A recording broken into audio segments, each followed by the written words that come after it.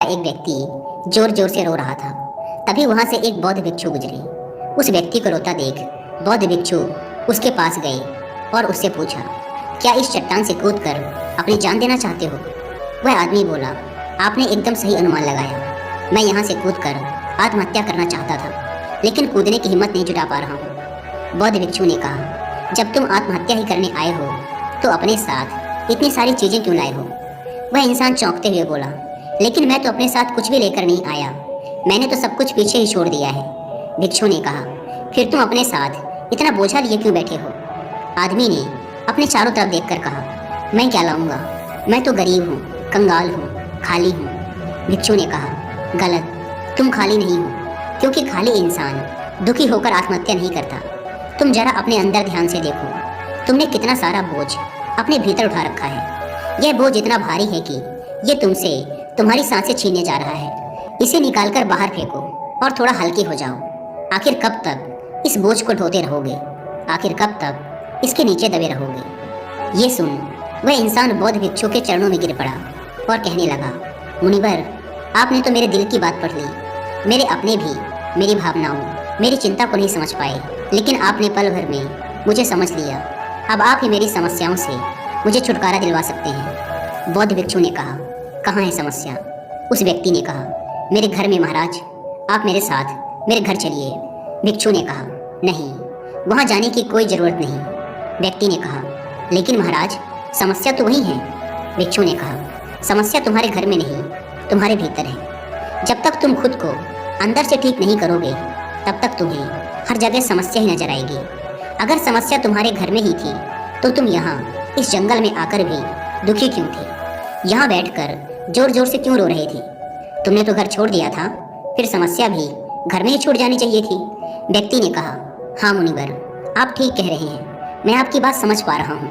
कमी मेरे भीतर ही है, मैं ही किसी काम का नहीं हूँ। असल में मैं बहुत अभागा हूँ, मेरी किस्मत बहुत खराब है। भिक्षु ने कहा, बताओ मुझे, कैसे तुम्हारी किस्मत खराब है? व्यक्ति ने कहा, मैंने अपने परिवार वालों से दूध का व्यापार करने के लिए बहुत सारा धन लिया था, लेकिन मेरा वो व्यापार चल नहीं पाया और सारा धन डूब गया, जिसकी वजह से मेरे सारे परिवार वालों ने मुझसे दूरी बना ली। मैंने उन्हीं के लिए ही तो ये सब शुरू किया था कि अच्छा व्यापार चलने पर बहुत सारा धन कमाऊंगा और अपने परिवार वालों को सारी खुशियाँ दूंगा, लेकिन वो सब मुझे मेरी इस असफलता का जिम्मेदार मानते हैं और पूरे दिन कोसते रहते हैं। अब तो मुझे भी लगने लगा है कि मैंने उनके साथ गलत किया है। मेरे ही साथ मेरे एक दोस्त ने भी दूध का व्यापार शुरू किया था, लेकिन उसका व्यापार बहुत अच्छा चल रहा है। अब मेरे घर वाले रोज मुझे ताना मारते हैं कि देख उसको, वो कितना सफल हो गया, लेकिन तू तो है ही निकम्मा, तुझसे कुछ नहीं होने वाला। मेरा दोस्त भी अक्सर मेरे घर आकर ये बताता रहता है कि वो कितना सफल हो गया है, कैसे उसने अपने दम पर इतना बड़ा व्यापार खड़ा कर लिया, उसने इसके लिए कितनी मेहनत की है। उसकी बातें सुनकर लगता है कि मैं सचमुच किसी काम का नहीं हूँ, और अब तो घर के हालात ऐसे हैं कि मेरा घर भी गिरवी रखा हुआ है। भिक्षु ने कहा, क्या तुम्हें मालूम है कि तुम्हारा मित्र अक्सर तुम्हारे पास क्यों आता है? व्यक्ति ने कहा, हाँ मुझे पता है, वो मुझे नीचा दिखाने आता है। वो ये जताना चाहता है कि वो मुझसे ज़्यादा बुद्धिमान और परिश्रमी है। वो खुद को मुझसे अधिक श्रेष्ठ दिखाना चाहता है। वो चाहता है कि मैं उसकी सफलता देखकर दुखी होता रहूं। बौद्ध भिक्षु ने कहा, क्या तुम उसकी बातें सुनकर दुखी होते हो? व्यक्ति ने कहा, हाँ, दुख तो होता ही है। भिक्षु ने कहा, दुख किस बात का होता है, अपने असफल होने का या मित्र के सफल होने का? व्यक्ति ने कुछ देर तक सोचकर कहा, सच कहूँ तो अपनी असफलता से कहीं ज़्यादा दुख मित्र के सफल होने का होता है। भिक्षु ने कहा, मतलब तुम्हारे मित्र की असफलता पर तुम्हें खुशी होगी? व्यक्ति ने कहा, हाँ, बहुत ज़्यादा खुशी होगी।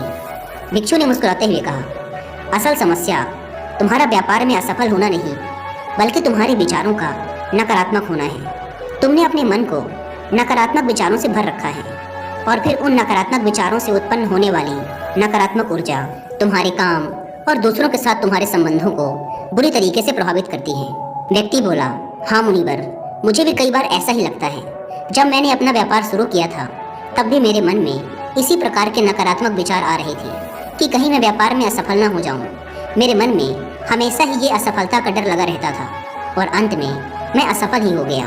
भिक्षु ने कहा, सबसे पहले तुम्हें तुम्हारे मन में सकारात्मक विचारों को जगह देने की जरूरत है। अभी तक तुम सकारात्मक विचारों की ऊर्जा से परिचित नहीं हो। हालांकि तुम्हारे मित्र की बातें तुम्हें दुखी करती हैं, लेकिन बातें वो सच्ची ही बताता है। वो अपने संघर्ष और अपने अनुभव की बातें ही बताता है। तुम उसके अनुभव और अपनी बुद्धि का उपयोग करो, उसके संघर्षों से मिली सीख का उपयोग करो। दुखी होने की बजाय इस बात की खुशी मनाओ कि तुम्हें घर बैठे एक सफल इंसान के अनुभव मिल रहे हैं। कड़ी मेहनत करो, हार मत मानो। ये बुरा वक्त भी गुजर जाएगा और तुम भी एक दिन एक सफल इंसान बनोगे। बौद्ध भिक्षु ने आगे कहा, मेरी एक बात हमेशा याद रखना, हम सफल होंगे या असफल, ये मुख्य रूप से हमारे सोचने के तरीके पर निर्भर करता है। इसलिए जिंदगी की ओर हमेशा एक सकारात्मक मानसिकता बनाकर रखो। दोस्तों, पॉजिटिव माइंडसेट हमारी लाइफ को पूरी तरीके से बदल कर रख सकता है।